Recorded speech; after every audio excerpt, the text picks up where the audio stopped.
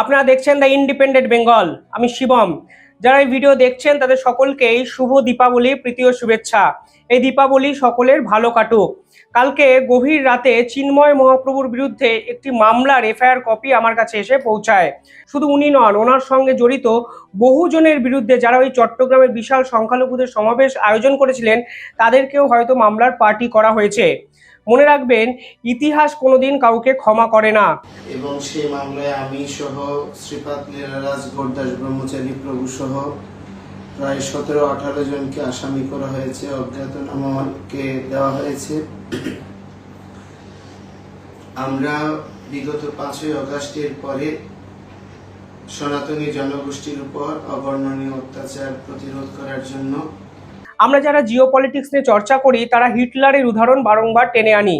হিটলারও কিন্তু মানুষের সমর্থনে সে দেশের রাষ্ট্রনেতা হয়েছিলেন, কিন্তু হিটলারের মৃত্যু কিভাবে হয়েছিল তা আপনারা একটু গুগলে গিয়ে দেখলেই বুঝতে পারবেন। যে মানুষ ওনাকে মসনদে বসিয়েছিলেন সেই মানুষই কিন্তু ভুল কাজকর্মের জন্য তাকে কিন্তু মসনদ থেকে টেনে নামিয়ে সমূলে উৎপাটন করেন। অর্থাৎ সময় একটা অদ্ভুত জিনিস, কখন যে বদলে যাবে আপনি সেটাকে ধরতেই পারবেন না।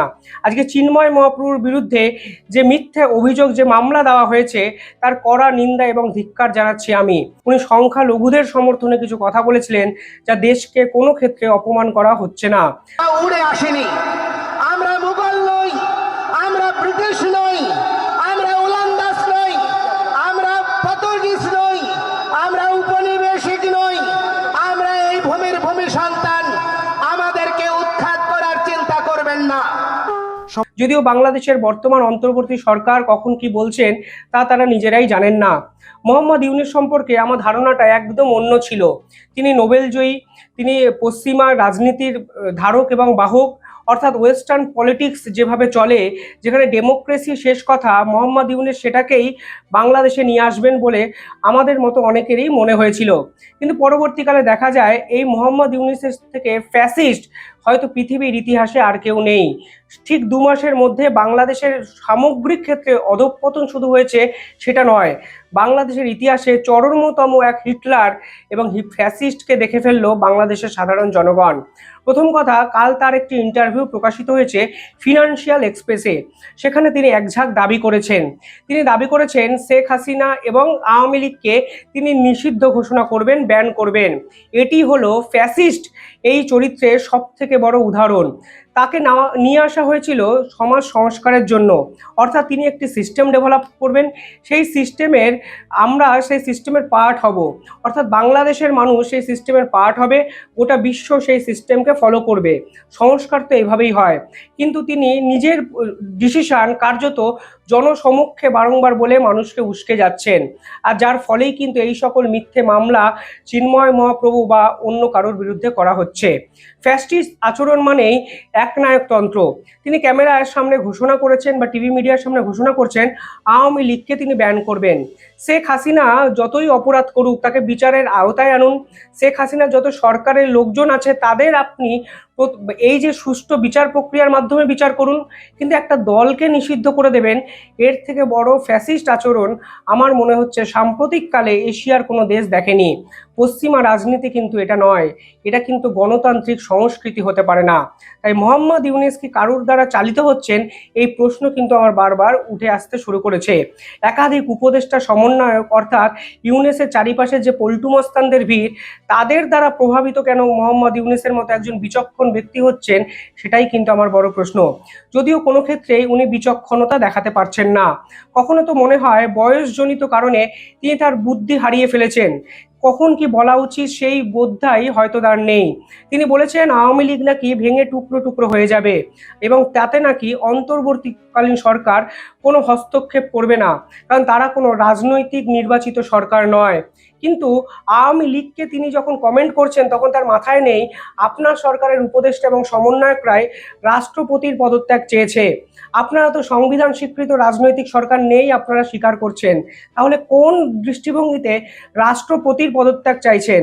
আপনাদের কাজ তো সমাজের আইন শৃঙ্খলাকে ফিরিয়ে আনা। ফলে কখন কি বলছেন তা হয়তো আপনার মতো নোবেলজয়ী ব্যক্তিত্ব মনেই রাখছে না। পাশাপাশি কার্যত কাল আপনি যে কথাগুলো বললেন তাতে আপনার যে পরাজয় গোটা বিশ্বের সামনে হলো তা হয়তো নিজেই আপনি বুঝতে পারছেন না। ভাবলে অবাক লাগছে এতটা বুদ্ধিবিভ্রাট কেউ হতে পারে, কারোর হতে পারে, তা হয়তো কাল আপনার এই সাক্ষাৎকার দেখে আমি বুঝতে পারলাম। এতদিন বাংলাদেশের মানুষকে আপনারা ফুলিয়ে ফাঁপিয়ে রেখেছিলেন, আপনারা বলেছিলেন শেখ হাসিনাকে দেশে ফিরিয়ে আনবেন, আপনারা ভারত বিরোধিতা কথাবার্তা বলেছিলেন, আপনারা দায়িত্ব নেওয়ার আগেই ভারতের 7 সিস্টার্স নিয়ে হুমকি দিয়েছিলেন, কিন্তু কাল এমন কি হলো যাতে আপনারা বলতে বাধ্য হলেন ভারতের কাছে শেখ হাসিনাকে এখনই চাইবে না অন্তর্বর্তীকালীন সরকার। অর্থাৎ কার্যত ভারতের চাপে আপনারা নৈতিক হারটা কিন্তু স্বীকার করে ফেললেন। আপনারা কি বললেন? আপনারা বললেন অন্তর্বর্তীকালীন সরকার এখনই ভারত থেকে ফেরাতে বলবে না হাসিনাকে। কূটনৈতিক উত্তেজনা এড়াতে এমন সিদ্ধান্ত নেওয়া হয়েছে। তার বিরুদ্ধে মানবতা বিরোধী অসংখ্য মামলা করা হয়েছে। এই মামলা রায় ঘোষণার পরই তাকে আনা হবে। রাজনৈতিক এবং পরবর্তীকালে তিনি এটাও বলেছেন যে এই মুহূর্তে ভারতের সঙ্গে সম্পর্ক কোনোভাবেই নষ্ট করতে চাইছে না বাংলাদেশ। কিন্তু কিছুদিন আগে কি আপনাদের মনে ছিল না সংখ্যালঘুদের উপর দিনের পর দিন অত্যাচার হয়েছে, যখন ভারত আওয়াজ তুলেছিল তখন কি আপনারা ভারতের সঙ্গে সম্পর্ক ভালো রাখতে চাননি? ডম্বুর বাদে যে বন্যা হলো এবং সেই ব্যর্থতাটা সম্পূর্ণভাবে ভারতের থেকে ঘুরিয়ে দেওয়ার সময় কি আপনার ভারতের সঙ্গে সম্পর্ক রক্ষা করার কথা মনে হয়নি? আপনার একাধিক উপদেষ্টা বা পল্টু মাস্তানরা যখন দিনের পর দিন ভারত বিরোধিতা কথাবার্তা বলেছেন, জনসমক্ষে ভারতের ভিসা দেওয়া নিয়ে ভারতকে আক্রমণ করেছেন, তখন কি ভারতের সঙ্গে সুসম্পর্ক রাখার কথা মনে হয়নি? নাকি আজ ভারত যখন পাল্টা চাপ দিয়েছে এবং শেখ হাসিনাকে জেট প্লাস সিকিউরিটি দিয়ে আরও ভালো জায়গায় অতিথি আপ্যায়নে রাখা হয়েছে, তখন আপনারা বুঝে গেলেন ভারতবর্ষ কিছুতেই শেখ হাসিনাকে দেশে পাঠাবেন না। আর তখনই আপনি 180 ডিগ্রি পাল্টা খেয়ে বললেন যে কিছুতেই আমরা শেখ হাসিনাকে চাইবই না। চান আর না চান, ভারত যে শেখ হাসিনা ইস্যুতে আপনাদেরকে পাত্তাই দেয় না তা ভারতবর্ষ বারংবার কিন্তু আপনাদের বুঝিয়ে দিয়েছে। আপনাদের সরকারের একাধিক উপদেষ্টারা বিভিন্ন সময় ভারতের উপর চাপ সৃষ্টি করার তৈরি করে চেষ্টা করেছিল। পরবর্তীকালে কোনো চাপেই কাজ হয়নি বলে আপনারা মার্কেটে ভাসিয়ে দিলেন শেখ হাসিনা নাকি দুবাইতে পালিয়ে গেছেন। ভারতও পাল্টা দিয়ে শেখ হাসিনাকে ট্রাভেল ডকুমেন্ট ইস্যু করলো। পরবর্তীকালে একাধিক চাপ ভারতবর্ষ আপনাদের উপর যেভাবে দিতে শুরু করলো, ঠিক সেখানে ভারত বিরোধিতা জায়গা থেকে সরে আসতে বাধ্য হলেন আপনারা। আসলে আপনারাও ক্ষমতালোভী, আপনারাও সরকারে থাকতে চান এবং সরকারে থাকতে চান বলেই ভারত বিরোধিতাটা উস্কে দেওয়ার জন্য সাধারণ মানুষের সামনে হয়তো বলেন, কিন্তু আসলে নিজেদের দম কতটা তা হয়তো নিজেরাও জানেন। মাঝে মাঝে মনে হয় আপনার থেকে বড় বুদ্ধিমান হয়তো কেউই নেই। মাঝে মাঝে মনে হয় আপনার চরিত্রের উপরে যে মুখোশটা আছে সা আমরা এইভাবেই বারংবার টেনে খুলে দিই, কিন্তু বিশ্বাস করুন বাংলাদেশের এক শ্রেণীর জনগণ এখনও আপনাকে নির্ভরযোগ্যতার একটা স্থান হিসাবে দেখে। কিন্তু নিজেকে দিনের শেষে প্রশ্ন করুন, যারা আপনাকে বিশ্বাস করলো, যারা আপনাকে নির্ভর করলো, ভরসা করলো, আপনি কি তাদের ভরসার মান রাখতে পারলেন? সে বাংলাদেশ আপনি গড়লেন যেই বাংলাদেশ স্বাধীনতার নামে মিথ্যা মামলা দেওয়া হচ্ছে, যে বাংলাদেশকে ইসকনকে রয়ের এজেন্ট বলা হচ্ছে, যে বাংলাদেশের দ্রব্যমূল্য মুদ্রাস্ফীতি ইতিহাসে চরম জায়গায় পৌঁছেছে, যে বাংলাদেশের ট্রাফিক সিগন্যাল সামলাতে 700 জন পড়ুয়াকে রাস্তায় নামাতে হলো। আপনারা সেই বাংলাদেশ গড়লেন যেই বাংলাদেশ কিন্তু বাংলাদেশের স্বাধীনতাকে কোনোভাবেই প্রতিষ্ঠিত করে না, উল্টে বাংলাদেশের নৈতিক অধঃপতন, চারিত্রিক অনাচার এবং সামাজিক অবনমনকেই কিন্তু এস্টাবলিশ করে।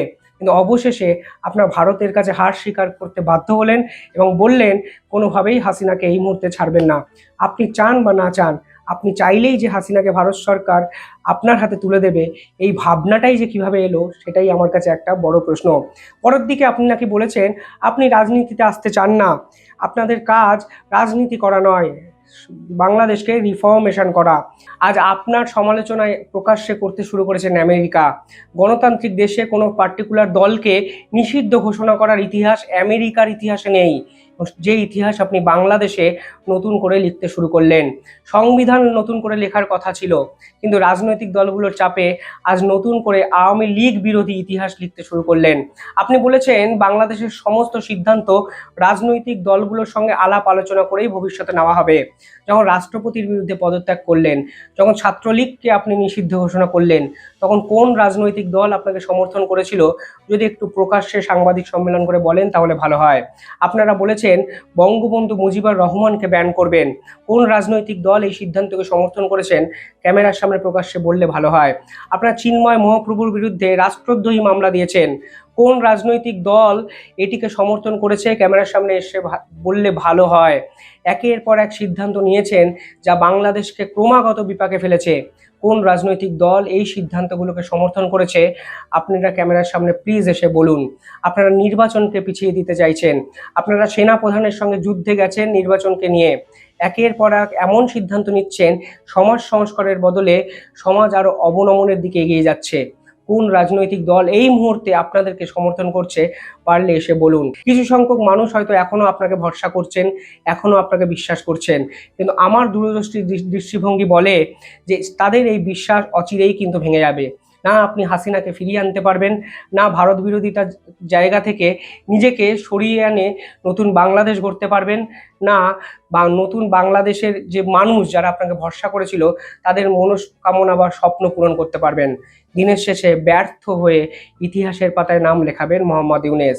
আর এই ব্যর্থতার ইতিহাস কিন্তু লেখা শুরু হয়ে গেল কাল, যখন আপনি নিজে স্বীকার করলেন আপনারা আওয়ামী লীগকে ধ্বংস হয়তো করবেন, নিষিদ্ধ ঘোষণা কিন্তু করবেন, কিন্তু ভারত থেকে শেখ হাসিনাকে এখনই চাইবেন না।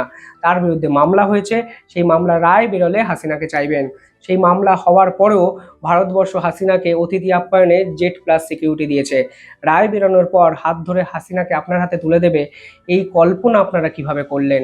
ভাবলেও অবাক লাগে রাজনৈতিক অপরিপক্কতা একটা মানুষের কোন জায়গায় থাকলে এ ধরনের চিন্তাভাবনা এবং এ ধরনের কথাবার্তা জনসমক্ষে বলতে পারেন। এই কথা বলে তিনি ভারত বিরোধিতাকে আরো সুস্পষ্ট করলেন এবং দুই দেশের কূটনৈতিক সম্পর্ক ভালো হওয়ার বদলে আরো অনেক গুণ খারাপ হয়ে গেল। ভালো থাকবেন, শুভ দীপাবলির শুভেচ্ছা।